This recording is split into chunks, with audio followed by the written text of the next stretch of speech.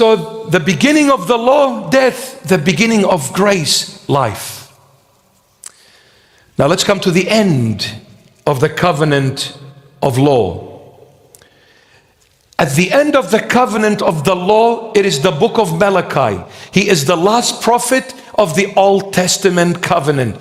When you go to the book of Malachi, the last prophet, and you go to the last chapter being chapter 4, and the last verse being verse 6, you will read the following. God is saying in Malachi, the last prophet of the Old Testament law, and in the last chapter 4, and in the last verse 6, God is saying there, lest I come and strike the earth with curse. The covenant of law ends with a curse. Let's see the covenant of grace. What does it end with? What is the end of the covenant of grace? Book of Revelation, chapter 22, the last chapter, and the last verse 21. We read in Revelation 22:21, the grace of our Lord Jesus Christ be with you all. Amen. The end of the covenant of law, curse. The end of the covenant of grace, grace.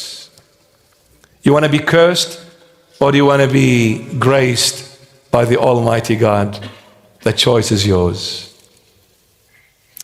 The last one, the essence of law and the essence of grace.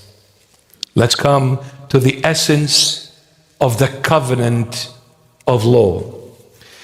What is the essence of the covenant of law? We find it in two places in the Old Testament. One in Deuteronomy 6:5 and the other one in Leviticus 19:18.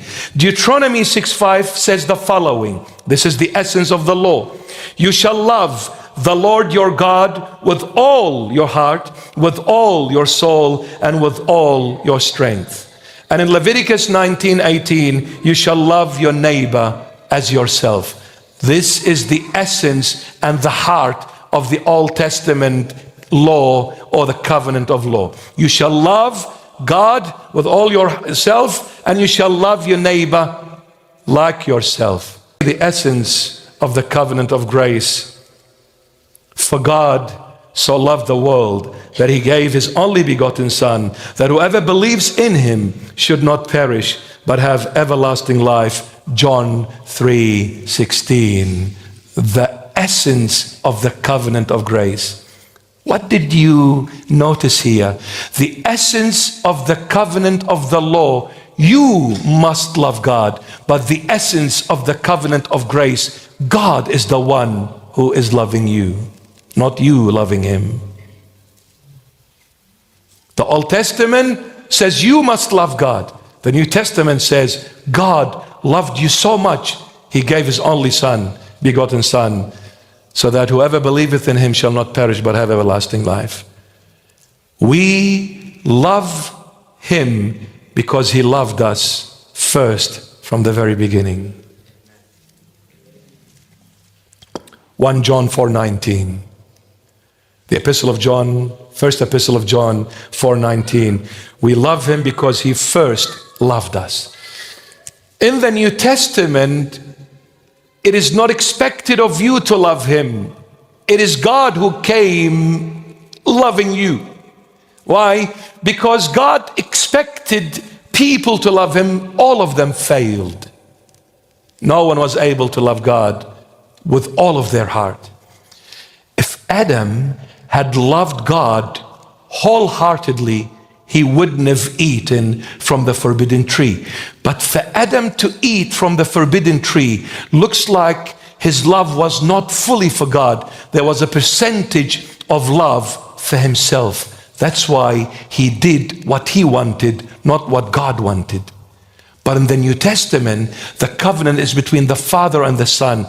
The Son says, I loved my dad with all of my heart, and I loved my neighbor like myself. I came to do not my will, but the will of my dad. Why? Because my love for my dad is perfect. There is no one little dot of love for me, I Jesus. All of my love is for the Father. And I loved my neighbor like myself. And I said, Dad, forgive them, for they do not know what they're doing. I loved them till the end, the death of the cross. I remained loving them. You choose Christ, God will love you. And there is no other way for me and you to say we love God unless Christ is the crown of our glory, our King. Because it is only through Christ we are being enabled to love God. Because only Jesus loved him wholeheartedly.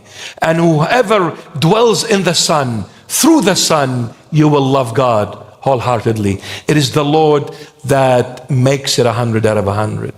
And I'll leave you with this, my beloveds. You know, when you go to school and you get 50 out of 100, they'll say pass. Sometimes you get 49, they'll push you up. And in God's school, you get 99.999999999. God says you got 0. It is either all or it is none. You break one law out of 1,000,000, God says you broke all the 1,000,000. Why? Because God is perfect, and since He's perfect, He cannot allow any imperfect, even if it's a dot, to enter His presence. It is either 100% or it is 0. So with God, you either get 100 or you get 0, even if you get, with your own sweat and hard work, 99.999, you will end up going to hell. Who got 100 out of 100? Jesus of Nazareth. That's why the Father entered this covenant with the Son, who is perfect like Him. Now, when you have Jesus as your Lord and Savior, you try your hardest in that exam and you get 10 out of 100. Since Jesus, you've made your Lord and Savior, Jesus will add the other 90 and will say to his dad, Dad, your child just got 100 out of 100. And then you say, oh, sorry, yes. Yes, Father, I got 100 out of 100. What a liar. Jesus will add what we lack. You get a 50. The Lord will put the other 50. To enter heaven must be 100 out of 100. Otherwise, forget it. The only one who got 100 out of 100 in the flesh was Jesus Christ of Nazareth. No one. So if somebody says to you, you can go to God outside of Jesus, is a liar. He's a son of a snake and he follows Satan. Even if that person is someone like me, a Christian dressed up in this outfit, if he says that to you, then he is a son of a snake. He's a liar. No one enters heaven unless you get 100 out of 100. And no one gets 100 out of 100 until you make Jesus Christ your Lord, your Savior, your King, your everything. So whatever you get out of 100, the Lord will add the other one. And he say to his dad, hey Dad, look at your son, look at your daughter, man, wow, amazing. Look at them, they all got 100 out of 100, Dad. And the father will look.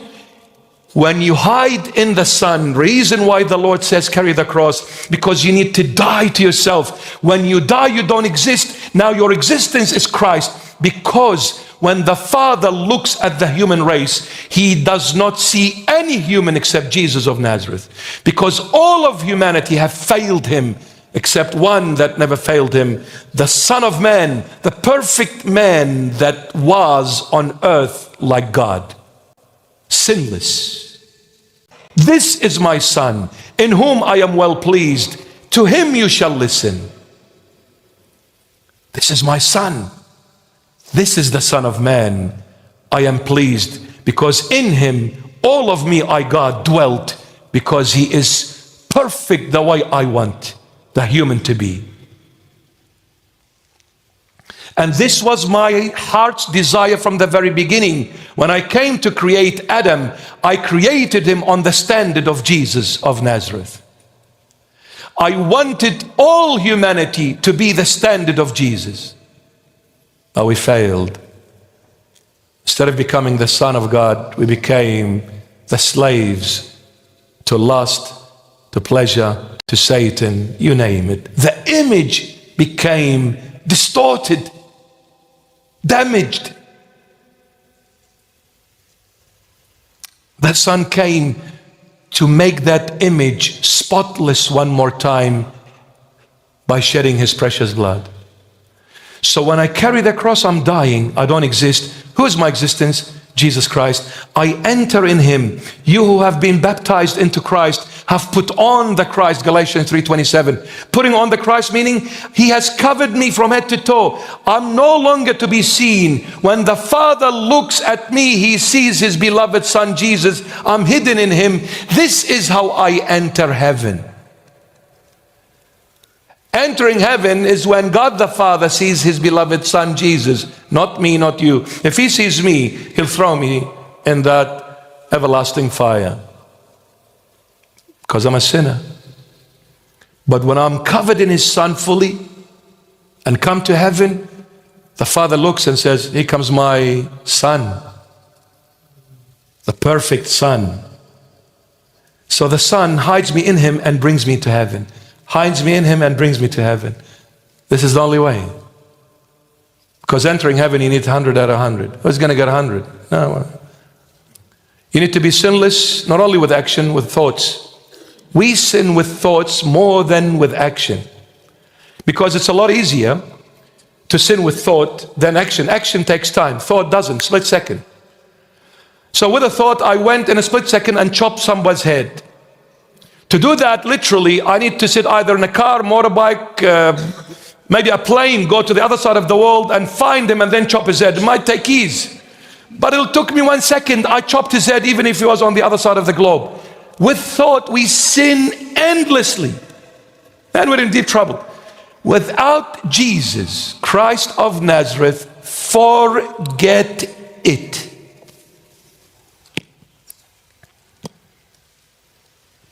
So now, love the Lord. Come to the Lord. And whenever you fall, say, Lord, help me. Whenever you veer off the road, say, Lord, I need you more than ever. Whenever you sin, run to him. Say, Lord, cleanse me, purify me. I can't do it without you, Lord. I'm a sinner, I admit. I need the Savior. Lord, if I don't have the time for you, make that time. I can't do it, you can. I've been trying to go to church for a long time, and every time I want to go, something happens, stops me. Lord, get rid of all the obstacles in my way. Clear the way, Lord. Don't let anything nor anyone to be a stumbling stone for me. I want to come and live for you, with you forever. Please, Lord, don't let anyone take me away from you. Put in my heart to love you, to love your holy church, and to be in your holy presence always more than ever before. Ask, and it shall be given to you. Knock, and the door shall open. Seek, and you shall find. Ask. Beg him. Knock at his door. By being honest to yourself and truthful to yourself. Tell him you're a sinner, you're not lying. And tell him what you've done. Don't hide anything because he already knows. But he wants to hear it from you. He wants to hear it from you. He wants to see that you are honest with yourself.